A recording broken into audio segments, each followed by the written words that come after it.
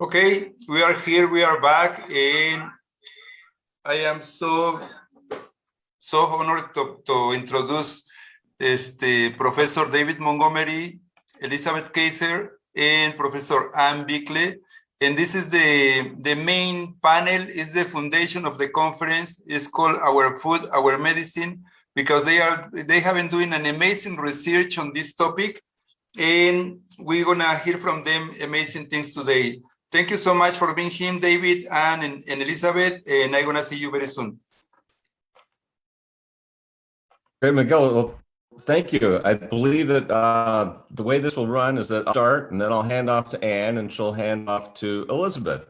And so I'll get started by sharing my screen here and get it rolling. Oops.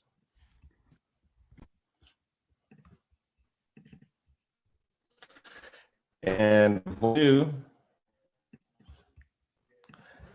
is first give you a little bit of background on Ann and I, and we're going to tee up the amazing practices that Elizabeth and Paul Kaiser have on Singing Frogs Farm, but via the story of how Ann and I came to be thinking about this stuff. I'm a geologist, Ann is a biologist, and we've written a series of 3 books that we call our Dirt Trilogy. If you want to get in touch with us, our contact information is at the bottom. I'll give you a very brief overview of these 3 books that set the foundation for why Ann and I are looking at the material that we'll talk about in the course of this session.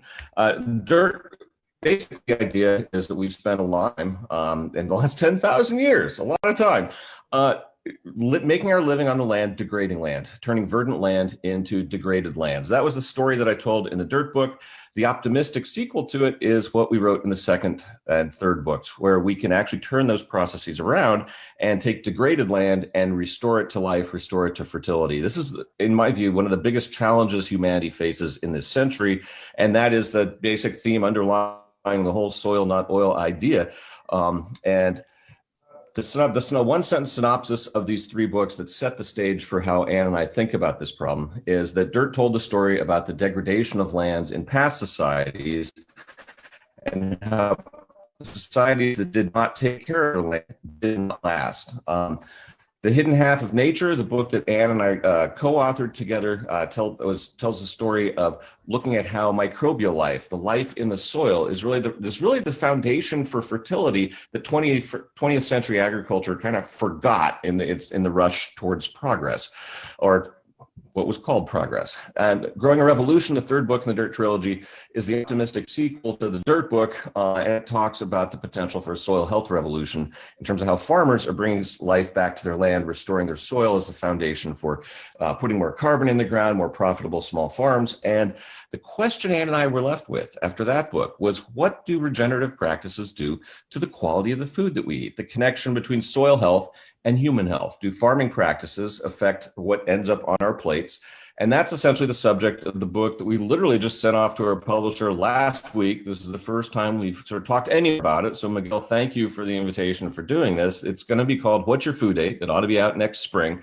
And it looks at the connections between soil health and human health with an eye towards evaluating whether regenerative farming practices, those that we wrote about in Growing a Revolution that are based on the science and the hidden half of nature to solve the problem that we talked about in Dirt. This is sort of our personal journey of discovery here. We've sort of laid out in writing. As one of the pieces of that, for the new book, we looked at 10 paired regenerative and neighboring farms across the United States, sort of shown here from California over at the Kaiser's farm and a nearby farm, all the way over to Brian O'Hara's farm in Connecticut. We got 10 sets of regenerative farmers to grow the same cultivars, either cabbage, peas, corn, or sorghum, as their more conventional neighboring farms or nearby farms in the case of the Kaisers. And what we did is we measured the soil organic matter, soil health parameters, and the nutrient density of those crops to try and do a direct comparison of, are the regenerative crops that are grown in those farms different nutritionally from those grown on conventional farms. And so it's admittedly a limited data set, but it was sort of the first comparison that we can find of those styles of farming. So what characterized the regenerative farms that we visited? There were a range of sizes and a range of crops, but they shared in common that the farmers had adopted the principles of, essentially the principles of conservation agriculture, which we can characterize as either minimal or no disturbance. So they were either minimal till or no tillage. They adopted a permanent ground cover, they adopted cover crops, and they adopted diverse crop rotations. And that combination is one that is essentially one that is tailored to cultivating the beneficial life in the soil.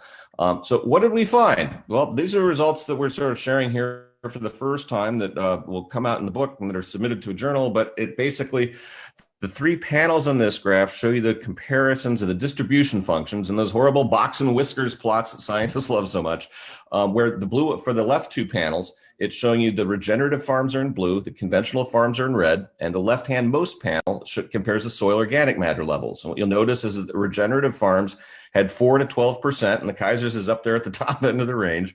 The conventional farms had 2 to 5%. In other words, the regenerative farms that have been farmed regeneratively for at the point that we made the measurements of between 5 to 10 years, they had roughly twice the soil organic matter. In terms of soil health scores, characterized by the Haney test, for anyone who's familiar with that characterizes the diversity, the abundance and activity of microbial life and soil organic matter, the regenerative farms scored at much higher levels than the conventional farms. And the panel on the right shows you the ratios of those metrics on the left, so the ratios for each farms. And so soil organic matter had up to 3 times higher levels on the regenerative farms, and soil health scores were up to 7 times higher on the regenerative farms than on conventional farms. In other words, regenerative farms seem to make a big difference to the quality of the soil. But what does it do to the quality of the food, to the nutritional properties of the food? We have a couple direct comparisons that we can make. The first one that we're showing here in terms of data is a comparison from a farm in Northern Oregon that shows a direct comparison of no-till wheat grown either with cover crops or with the conventional glyphosate fallow rotation that they use there. And what it shows you are the mineral micronutrients over on the left-hand side. So each element listed down the screen. And on the right-hand side is the difference in the wheat that we sampled between those that were grown with practices that were both no-till and cover crops, and relative to what was in the conventional crop. And you notice all those green numbers are the ones where the more regenerative or the cover cropped and no-till crop was higher than the other, and the red ones are where the cover crop one was lower. And you notice the mineral micronutrients are mostly in green, and the things in red are things like nickel and cadmium and sodium, things you actually don't really want a lot of in your food. But look at the box down near the bottom that shows zinc. There's 56% more zinc in the no-till wheat grown with cover crops than with the conventional methods. And these are from the same cultivar of wheat grown on 2 fields side by side. And the change happened over 2 years of farming. You can't change the soil that fast. What can you change that fast? The life in the soil, the microbes. Well, what about our comparison about those 10 farms across the US? This shows you the average values across all the farms and all the crops. There's a lot more detail in the data, but this is kind of like summing it up, where on average, there were more vitamins and more phytochemicals in the regeneratively grown crops. 34% more vitamin K on average, 15% more vitamin E, 14% more vitamin B1, 17% more vitamin B2. And the phenolics, phytosterols, and carotenoids were 15 to 22% higher in the regeneratively grown crops. In other words, there's differences in the mineral content, the vitamins, and the phytochemicals in regeneratively grown versus conventional crops. The one other comparison that I should be fair that we haven't shown Elizabeth this slide yet, but the comparison of a cabbage that was harvested at Singing Frogs Farm versus a cabbage, the identical cultivar of cabbage grown at a nearby organic farm that had different practices and that had a lower soil health score. So it was an organic farm, but it was a little different than the Kaisers, as they had, I think it was 3 to 4 times the soil health score as the other one. There was 41% more vitamin K, 70% more vitamin E, twice as much vitamin B1, 20% more vitamin C, more than twice as many phenolics and phytosterols, and roughly half again more carotenoids. In other words, we could argue about what the definition of a nutrient is, but the stuff that was grown on the more regeneratively soil building farms had more of the things in it that are better for human health that we want in our food.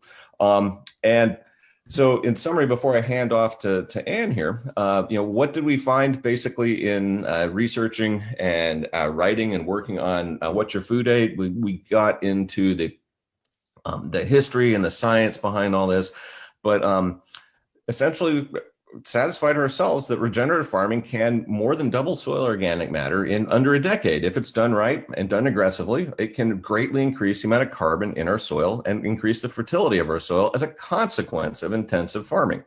It can also increase vitamin and mineral micronutrient levels and increase phenolics, phytosterols, and carotenoids, important phytochemicals in crops that we want more of in our food. So at this point, my job today, I think, is done, and I'm going to hand it off to my wife for talking about the next piece of this. But suffice it to say that regenerative farming looks like it can give us better soil and better food. And I'll turn it over to Ann, and then ultimately she'll turn it over to Elizabeth.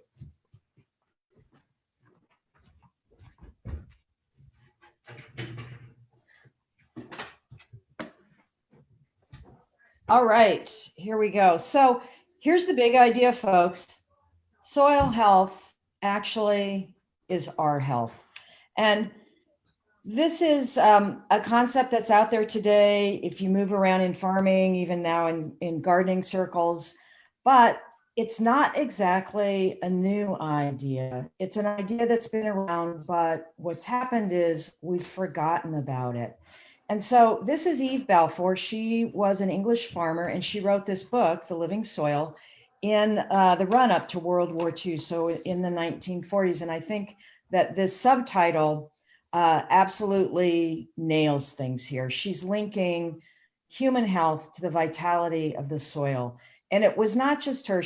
There was a group of peers and colleagues that also had the idea of this, that when the soil is sick, that can ripple through crops, into farm animals even. And so the people that have sick plants and sick animals as a part of their diet, they don't do well either. And part of the connection between our health and that of the soil, Dave touched on it, it has to do with organic matter. This is soil from our garden. And on the left, there's the soil we started with. It was around 2 or 3% organic matter. And the right there is soil after about a decade. Did lots and lots of mulching. And there was also carbon from another source. I'll get into that in just the next slide. But suffice it to say that by the time I had done all of this mulching and the plants were pretty well established, our carbon had gone up from 2 or 3% to anywhere from 5 or 6% in some beds to a high of around between 10 to 15% in some of our veggie beds.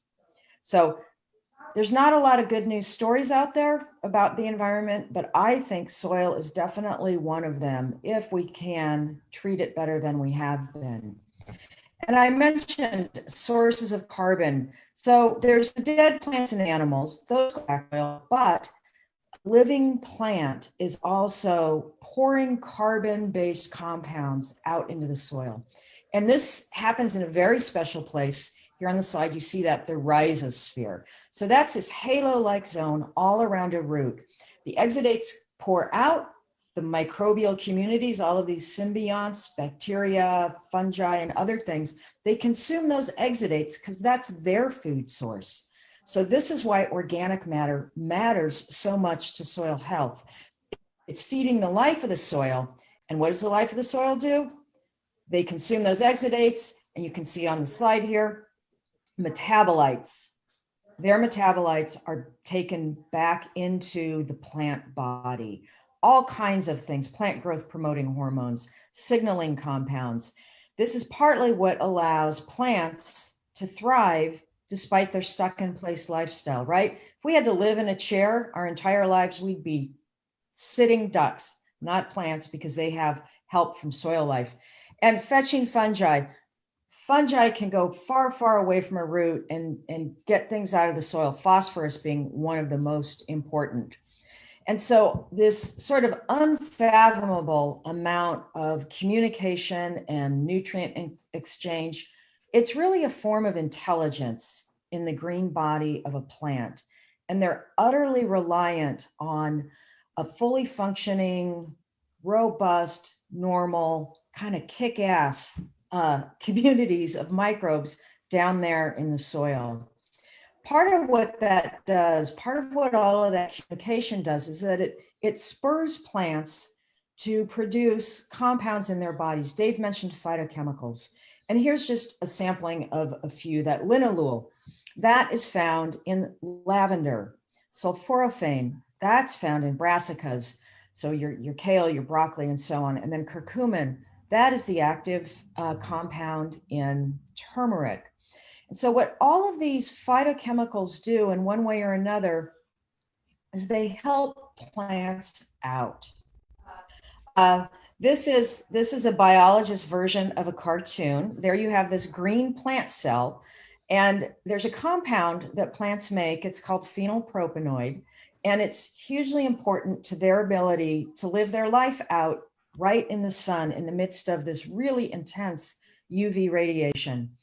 And so that compound helps them out, and that compound in particular too, it's the building block for a bunch of other phytochemicals. So it's critical that plants are able to make this in their bodies. And then of course there's their fungi pal on the backside, because fungi will also spur phytochemical production in plants.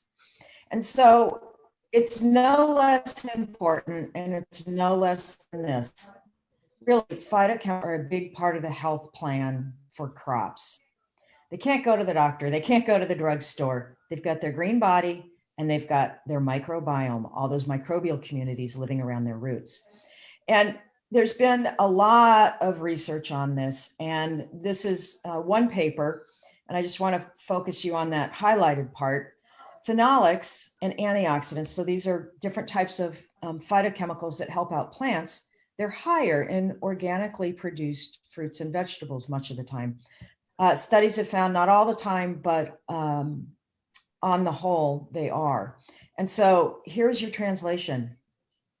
Farming practice that are safeguarding and conserving all of this soil life, they're the ones that are key to crop health. And it's not just crop health, they're key to animals too, especially our herbivores. Right? This just makes sense. Herbivores, ruminants like cows and goats and sheep, all they eat are plants. And so the phytochemicals in their diet translate into how healthy they are and how able they are to resist disease and pathogens and things like that. And this number is here to remind me to let you know about us, about human health. 7 of 10 Americans die earlier than they should. And this is a huge concern. And with the exception of COVID, every disease just about that is taking Americans out earlier than they otherwise would die are diet-related diseases. They're up here, you can see on your screen there. As I said, COVID has skewed it a bit for this time frame that runs from 2015 to 2020. But those top 2, heart disease and all the different types of cancers, those have remained the top 2 leading causes of death for quite a long time. And when you see how much diet relates to our health conditions, we really want to have all of these things in our diet that our bodies need as well. And in the research that David and I have done, it comes down to sort of a handful of things. Phytochemicals, as I've been going on and on about, do some pretty miraculous things in our own body. Minerals are also super important, and fats. Fats really have gotten a bad rap, but they, as it turns out, way more details in the new book on this. But another thing about all of these diseases is that disordered inflammation, which is a part of the way that our immune system works, disordered inflammation is also implicated in all of these diet-related diseases. Fats, it turns out, turn into molecules and compounds in our body that bring around the end, the stop of inflammation. So that's a really important piece of our health as well. And okay, here's your takeaway right now. right? The life preserver, it is not under your seat, it is under your feet. All right. And I think we can turn this around. I think with the right farming practices that Elizabeth is going to talk about, that she and other farmers are really doing, we can start regaining our health. And this isn't to say that healthy soil is going to change every single health problem or health condition or disease, because our bodies are complex as a plant or any other animals. But this is certainly a big factor. And so what your food ate, really, it's going to be a way, I think, to restore our land and reclaim our health. And I'm going to hand it off to Farmer Elizabeth right now.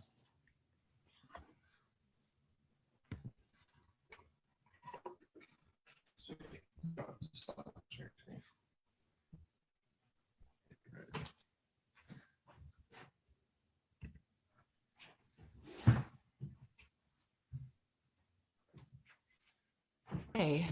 Oh, Anna David, I am just so tremendously excited by this. I was excited when you reached out to us, when you came out to our farm, and now that you're starting to present this. Just love farming and bringing food to our community. My background is actually as a public health nurse.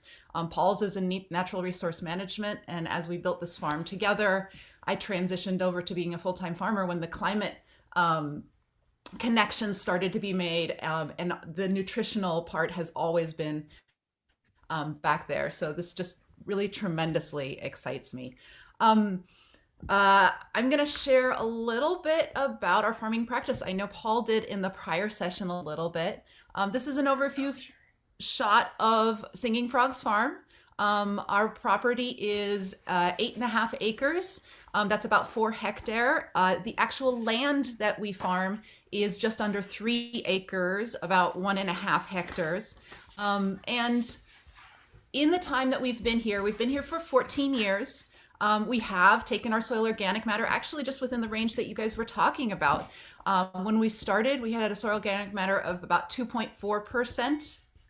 And then we transitioned, we started off by doing organic tillage. We transitioned over to doing intensive no-till. And within a short period of time, we were able to bring up our organic matter to 8 to 11%.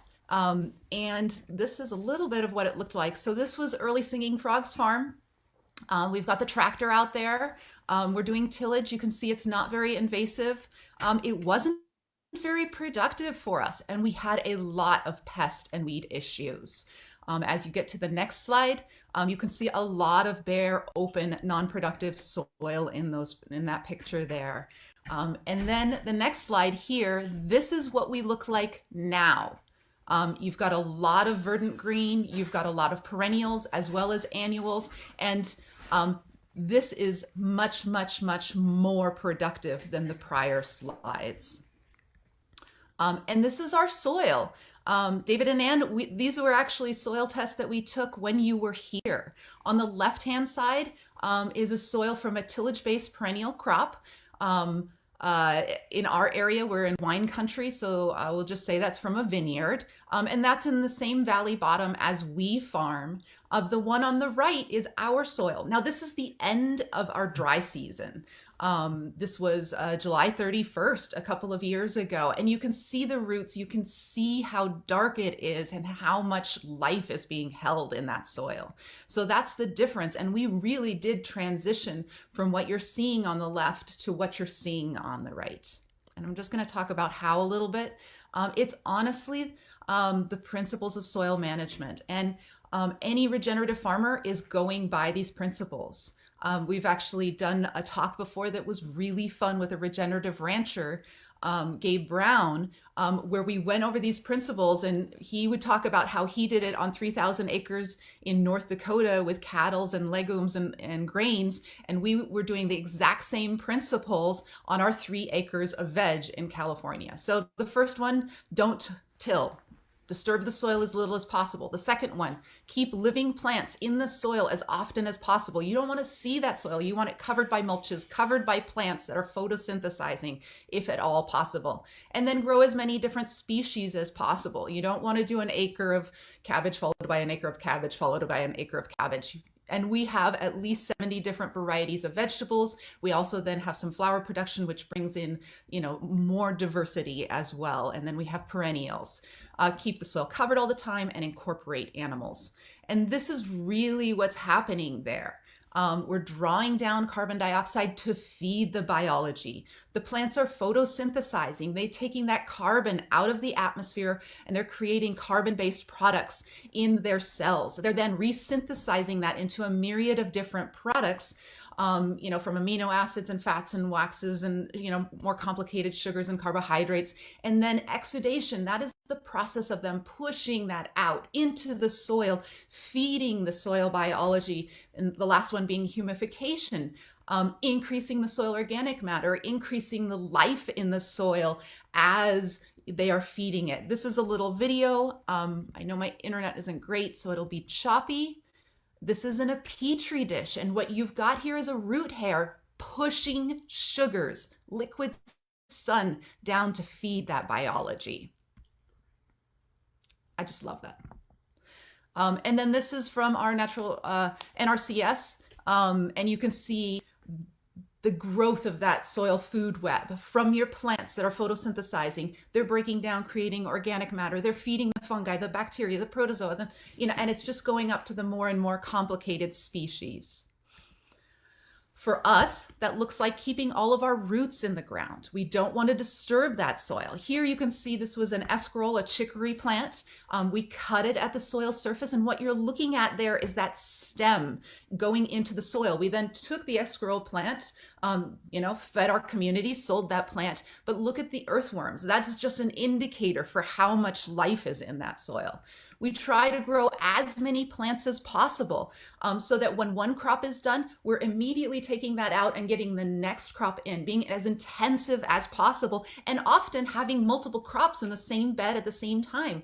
What you're looking at here is 100% cover of a cauliflower crop, and then intermixed between that, you've got a 60 to 70% crop of lettuce. Well, the lettuce is much faster. It's going to come out before the cauliflower. You're getting extra produce to feed your community, but you're also getting extra photosynthesis, extra feeding of the soil, covering the soil, just making a healthier, happier, more robust system. As much photosynthetic capture, and all of these crops you're looking at are food crops. They're all feeding us. We've got Brussels sprouts, kales, chards, beets in this picture, and probably more. We do this through intensive practices, like starting out with large transplants, taking out one large photosynthesizing plant and immediately putting in the next smaller one that's going to continue with feeding the same soil life in there. Also, bringing in perennials, hedgerows that are bringing in beneficial insects, which mean that we don't have to use any sprays, not even organic sprays on our property. Any sort of biocide, any herbicide, pesticide, fungicide, any of those is going to kill soil life. And it's going to kill more than what it says it's going to kill on the bottle. We just don't want to decrease that. We want more life in the soil. It's also going to bring in the bigger predators, be they the frogs, the lady beetles, the praying mantids, and even snakes. Okay, I'm going to take you through a quick series of shots.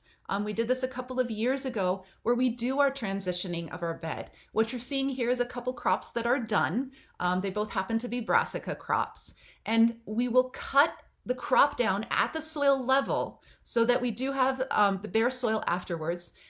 Now, all of that above ground matter is going to go to our compost piles, feed our compost. You can see Mikey is taking that right now to the compost pile.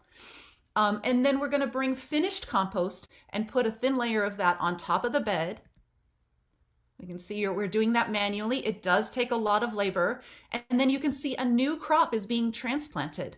So that in the course of 45 minutes, we're going from one finished crop that's photosynthesizing to the next new crop that is photosynthesizing. And in fact, here we also have a multi-crop. You can see there's a couple of different crops per bed. Watering that in, and we're done. We have awesome people who work on our farm. We love a really engaged crew. So that the carbon and biology that is set up by the prior crop without any soil disturbance is going to help the next plants thrive. And by helping those plants thrive, yes, they are healthier plants. They're not having as much pest pressure, but they're also passing that health, of course, onto us. And that's what David and Ann are really showing. So our farming model really being no-till, being super intensive and bringing life in, not trying to exclude ecology, not trying to exclude Mother Nature, but embracing her, bringing her in so that we have nutrient dense and healthy food for our community. Thank you. Let's go to a discussion.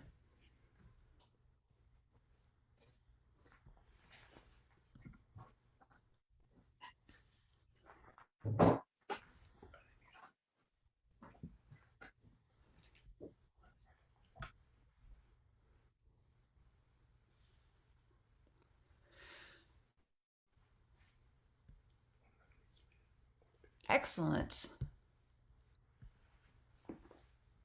Awesome, Elizabeth. Well, awesome, love you that. guys. I'm really excited to be sharing it.